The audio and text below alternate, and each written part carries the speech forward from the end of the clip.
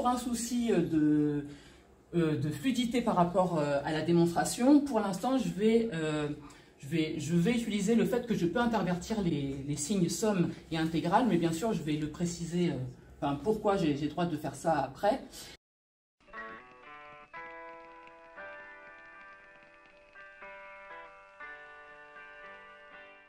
Je suis Nina, je vais présenter donc la fonction zeta de Riemann. Donc je pose S strictement supérieur à 1, zeta de S est égal à la somme des n allant de 1 plus l'infini de 1 sur n exposant S. D'abord je vais montrer que zeta est C1 sur 1 plus l'infini. Après je montre un équivalent de zeta de S est égal équivalent en 1 plus à 1 sur S moins 1. Et en dernier lieu, je vais montrer que gamma de S fois zeta de S est égal à 0, à l'intégrale entre 0 plus l'infini de t exposant S moins 1 sur exponentielle de t moins 1. Je vais juste peut-être rappeler gamma, voilà, donc gamma de x, c'est l'intégrale entre 0 plus l'infini de t x moins 1 exponentielle de t dt. Où x est plus grand que 0. Alors c'est moins t ou t? Non, c'est ça. Moins t. Ok. Voilà, on démarre bien. Alors, c'est parti. Donc, pour le premier point, donc, je vais utiliser le théorème de dérivation des séries de fonctions.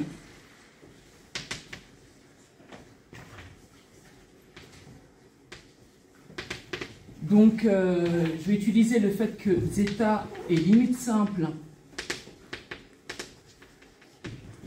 de la série n, la somme des n supérieur ou égal à 1 de 1 sur n exposant S, qui est convergente,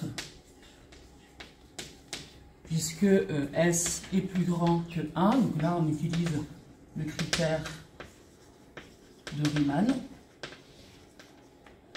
Voilà. Ensuite, je vais rappeler que la suite de fonctions 1 sur n exposant S, n supérieur à égal à 1 est C1 sur 1 plus l'infini. Et je vais finir par m'intéresser à la série dérivée. Donc je vais faire V sur ds de 1 sur n exposant S, c'est moins ln de n sur n exposant S.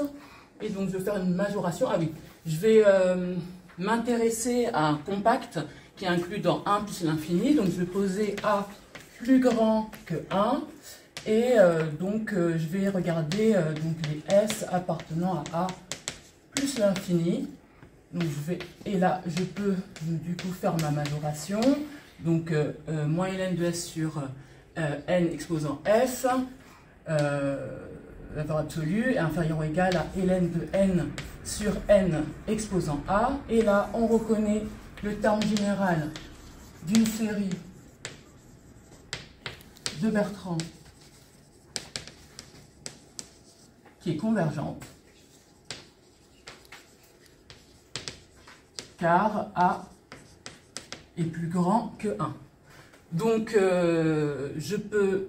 j'utilise du coup mon théorème de dérivation des séries de fonctions, et donc zeta est C1 sur tout compact de la forme A plus l'infini avec A plus grand que 1, et donc on en conclut que zeta est C1 sur 1 plus l'infini. Voilà pour mon premier point. Pour mon deuxième point, je vais préciser que la fonction qui a t associe 1 sur t exposant S est intégrable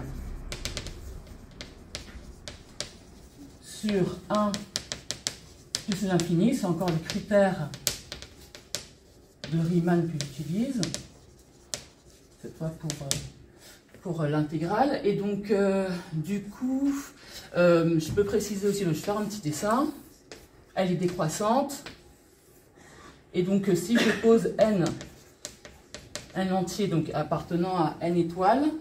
Donc si je considère donc un t qui est entre n et n plus 1, ce que je peux voir, ici comme ça si je fais ça, c'est que l'intégrale entre n et n plus 1 de 1 sur t exposant s dt est inférieur, enfin, est supérieur ou égal à 1 sur n plus 1 exposant s et inférieur ou égal à 1 sur n exposant s.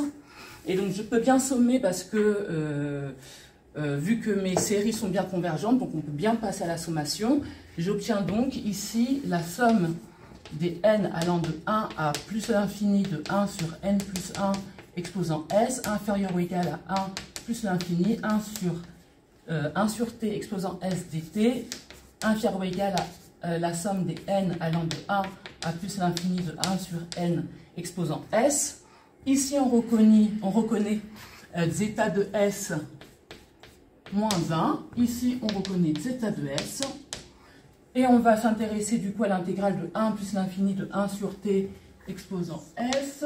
Et donc ça, si je veux le calculer, c'est la limite quand a tend vers plus l'infini de 1 sur a, enfin l'intégrale de 1 à a de 1 sur t exposant s dt. Et donc voilà, il suffit juste hop, de l'intégrer. Donc ça me donne ça. Et donc quand je passe à la limite, quand a tend vers plus l'infini, j'obtiens bien 1 sur s moins 1. Et avec cette inégalité-là, on peut voir que la limite, quand s tend vers 1 plus, de s moins 1 fois zeta de s, c'est égal à 1. Et donc j'ai bien montré que zeta de s est équivalent en 1 plus à 1 sur s moins 1. Donc j'ai mon deuxième point.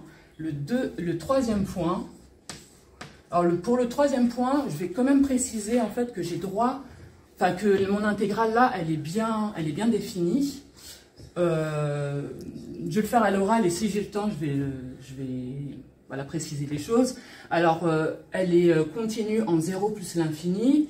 Donc les problèmes, on peut les voir soit en 0, soit en plus l'infini. En 0, elle est équivalente à t s-1 sur t, ou encore à t s-2. Et donc, vu que s est plus grand que 1, elle est intégrable. Et en plus l'infini, elle est négligeable devant 1 sur t au carré. Et donc là aussi, par le critère de Riemann, elle est bien intégrable, et donc, enfin convergente. Et donc du coup, elle est bien définie, mon intégrale. Et donc, pour montrer cette... enfin, voilà, pour montrer ce résultat, je vais utiliser le développement en série entière en 0 de la fonction 1 sur exponentielle de t moins 1. Donc, je vais un peu changer, j'écris ça de cette manière-là, exponentielle de moins t, 1 moins exponentielle de moins t. Et donc, je peux écrire ceci, puisque 1 sur exponentielle de t, c'est plus petit que 1. Et donc, je peux écrire ça de cette manière-là. Donc, la somme de n allant de 0 à plus l'infini de de moins nt. Et donc, je peux réécrire cela de cette manière-là. La somme des n allant de 1 à plus l'infini de 1 dans l'exponentielle de moins nt. Donc, n allant de 1 à plus l'infini. Et donc, j'ai oublié de préciser que t est plus grand que 0. Et donc, je reviens à mon intégrale. Du coup, donc, l'intégrale de 0 à plus l'infini de t s-1 exponentielle de t moins 1 dt. Donc, je peux utiliser ce que j'ai écrit ici. Donc, c'est t, l'intégrale de 0 à plus l'infini de t exposant s-1 fois la somme donc, des n allant de 1 à plus l'infini de e moins n t dt. Donc, alors juste pour un souci de fluidité par rapport à la démonstration, pour l'instant, je vais utiliser le fait que je peux intervertir les signes somme et intégrale, mais bien sûr, je vais le préciser, pourquoi j'ai le droit de faire ça après. Et donc, ici, je peux écrire ça de cette manière-là. Donc l'intégrale de la somme de n allant de 1 plus l'infini, hop, de l'intégrale, hop, comme ça, de 0 à plus l'infini, t exposant s-1 exponentielle moins nt dt. Et donc on va faire là un changement de variable. On va poser u égale à nt ici. Donc un changement de variable. Hop, ça comme ça. Variable. Donc c'est un C1 bijectif. Donc qu'est-ce que ça nous donne? Du coup, je vais pas écrire l'intégrale, c'est bon. Donc du coup, ça me donne la somme des n allant de 1 à plus l'infini, l'intégrale de 0 à plus l'infini de u exposant s-1 exponentielle moins u sur n exposant s, puisque, enfin, avec mon changement de variable, des u. Donc ici, je peux sortir le 1 sur n exposant s ici. Voilà, et j'ai donc l'intégrale de 0 à plus l'infini de u exposant s moins 1 exponentielle e de moins u. On reconnaît ici gamma de s. Et on reconnaît ici zeta de S. Et donc j'ai bien le résultat attendu. Et maintenant je vais démontrer, je vais justifier l'interversion entre le signe intégral et le signe somme. Alors pour cela, je vais utiliser le théorème d'intégration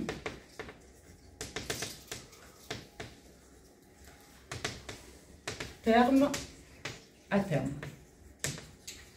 Donc je vais poser pour tout t supérieur à 0, fn de t, ça va être ma fonction t s-1 exponentielle moins nt, n appartenant à n étoiles. Et donc cette fonction-là, elle est continue. Enfin bon, déjà on va dire qu'elle est positive. On va voir pourquoi après.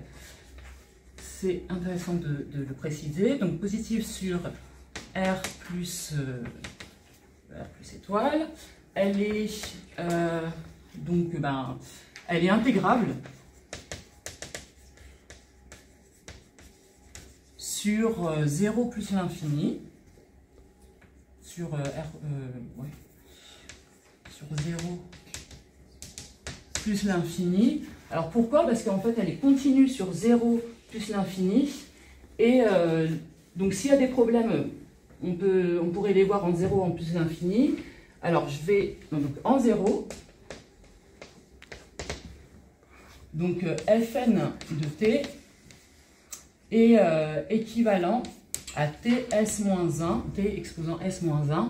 Et puisque s est plus grand que 1, du coup j'utilise encore le critère de Riemann. Et donc elle est bien intégrable en 0, il n'y a pas de problème. Et en plus l'infini, fn de t est négligeable devant 1 sur t au carré. Et là encore on utilise le critère de Riemann. Et donc qui est 1 sur t au carré bien intégrable sur 0 sur 1 plus l'infini par exemple. Et donc fn de t aussi. Et en dernier lieu, je regarde si j'ai pas oublié, mais en dernier lieu, ah oui non, j'ai oublié de dire que la somme des n allant de 1 plus l'infini de fn de t, c'est t exposant s-1 exponentielle de t moins 1 qui continue. Sa somme en fait elle est continue sur 0 plus l'infini. Et en dernier lieu, j'ai bien que la somme des n allant de 1 à plus l'infini de l'intégrale de 0 à plus l'infini des fn de t, qui est égale en fait à gamma de s fois zeta de s, est bien finie. Et donc, je peux bien utiliser le théorème d'intégration terme à terme. Et donc, je peux bien... alors, c'était où mon point? C'était ici. Voilà, je peux bien faire ce que j'ai énoncé tout à l'heure. Voilà. Je ne sais pas combien de temps j'ai mis. 14,50. D'accord. Mais en comptant un peu plus de 1 minute pour la présentation. Ah là oui, d'accord. Donc en fait, si on enlève tout ça, c'était 13 minutes 30. D'accord. Okay. Bah, je pourrais faire un peu. Enfin, je pourrais détailler ce que j'ai dit à l'oral ici. Ça, Oui. Après, j'ai trouvé que c'était bien aussi de le dire à l'oral. Il vaut mieux se laisser une petite marge facteur stress si jamais c'est un peu plus long. Ah ouais. Oui, une petite marge. Et puis aussi, garder une part de mystère. Oui, l'esprit, c'est dans le mystère. Ouais, pas tout dire. Faut pas tout dire. Ouais. Ouais. Au contraire, j'ai trouvé que c'était pas mal de le dire à l'oral. C'était très clair et on montre que voilà, tu sais pourquoi tu as le droit de l'écrire. En fait, quand vous faites un développement et qu'il y a des lemmes techniques ou des choses un peu techniques, un peu rébarbatives, c'est aussi rébarbatif pour vous que pour le jury, ces histoires d'interversion. Eh bien, l'idée, c'est d'essayer de les raconter, quitte à les dire à la fin, que ce soit pas le cœur de votre développement qui va être bourré de ces lemmes techniques, pour que à la fin, très rapidement, parce que vous êtes pressé, vous allez donner le meilleur à un moment où vous êtes complètement compressé par le temps. Il vaut mieux que le cœur du développement soit les parties jolies, quitte à dire et à annoncer dès le départ, bah oui, on dira à la fin que, et puis vous le dites juste un tout petit peu comme ça, puis c'est bon. Ouais, ça c'est une technique générale hein, pour tous les développements.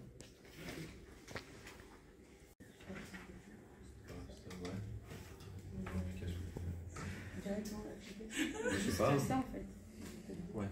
Est-ce que tu connais la valeur de zeta de 2 Oui. Zeta de 2, pi au carré sur 6. Voilà. Est-ce que tu connais des applications de cette série? Le zeta? Oui. Alors, l'application que je connais, c'est avec les noms premiers. Oui. Et donc, alors, je sais pas si c'est un théorème, en tout cas, si on considère la suite croissante des nombres premiers, nombre premier, donc une suite croissante. Hein. Ben, on va les ordonner, quoi. Suite croissante. Alors, on n'a que zeta de S, c'est le produit des 1 sur, donc des n allant de 1 à plus l'infini, de 1 sur 1 moins pn de moins s. Je connais ça, enfin je connais... Est-ce que du coup, à partir de cette égalité, tu pourrais montrer que la série des nombres premiers est divergente? Ah ouais, la démonstration c'est dans l'autre sens. Alors du coup, je vais essayer. Donc montrer que la somme des nombres premiers diverge. Je peux peut-être changer ici. Maintenant, ça va revenir à. Ah ben. Non. Ça c'est converge. Comment je peux m'en sortir avec divergence? Alors moi, enfin, j'aurais envie en fait de modifier cette fraction-là, mais j'ai l'impression que ça va revenir après à montrer que c'est égal à gamma de S, mais je peux partir comme ça. Non. Comment tu pourrais te ramener du produit à la somme?